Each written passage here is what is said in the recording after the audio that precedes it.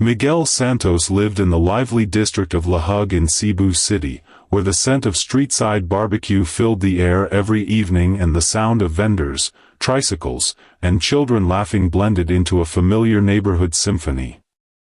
But above all this noise was a place that felt like another world, his small rooftop, the one spot where he could breathe, dream, and sing without fear.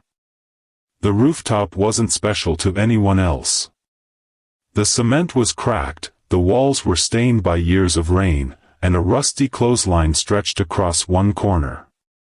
An old plastic chair sat near the edge, along with a broken water container that Miguel often used as a small table.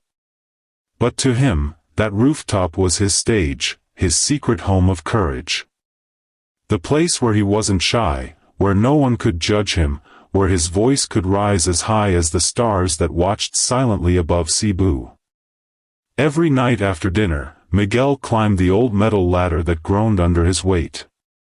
When he reached the top, the cool evening breeze embraced him, carrying the scent of the ocean mixed with the faint smell of charcoal grills from the streets below. The city lights sparkled like distant fireflies, and the sky above was sprinkled with stars, giving him the feeling that he wasn't alone. He pulled out his small Bluetooth speaker, one of his most valued possessions, and placed it gently on the chair. He opened his phone and selected the same song he always started with, Elvis Presley's "Can't Help Falling in Love." The first notes echoed softly across the rooftop, blending with the night. Miguel closed his eyes. Then he sang. His voice carried a gentle warmth, a rich tone that felt both classic and fresh. It had a slight rasp, the kind that made every word feel emotional, as if he were telling a story in every line. Singing Elvis wasn't just mimicry for him, it was like speaking to someone who understood his dreams, his fears, and the quiet hope he carried in his chest. The music let him express everything he couldn't say in real life. At first, no one noticed the mysterious voice drifting through the neighborhood. But after several nights, more people started listening. A mother putting her baby to sleep paused at the window and whispered, "Who is that singing?"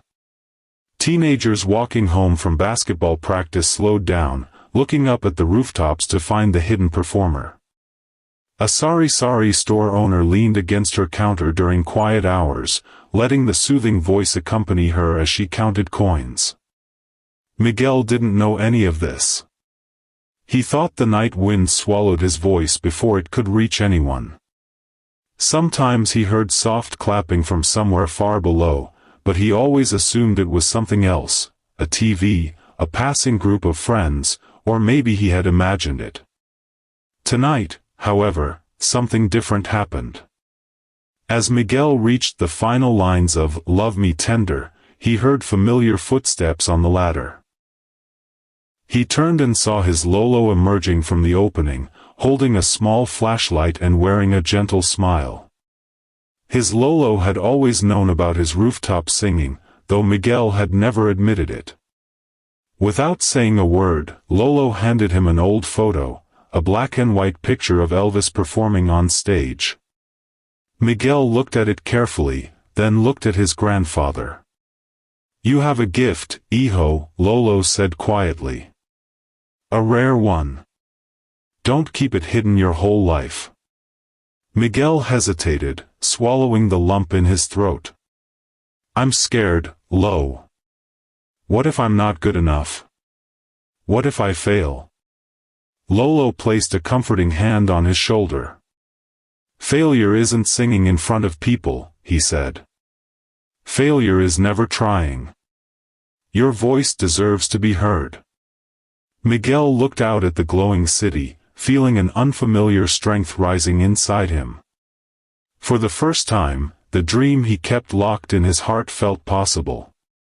He imagined a real stage, bright lights, a huge audience, and Simon Cowell sitting at the judge's table, waiting to be surprised. He didn't know it yet, but this rooftop would soon lead him to a stage far bigger than Cebu, one that would change his life forever. The sun had barely risen when Miguel stepped off the bus in Manila, clutching his backpack strap so tightly his knuckles turned white. The long overnight trip from Cebu had left him exhausted, but excitement and nervousness washed away any hint of sleepiness. Manila felt bigger, louder, and faster than anything he'd ever seen, jeepneys rushing past, vendors shouting, skyscrapers towering above him like giants watching a new visitor. He had traveled all this way for one reason,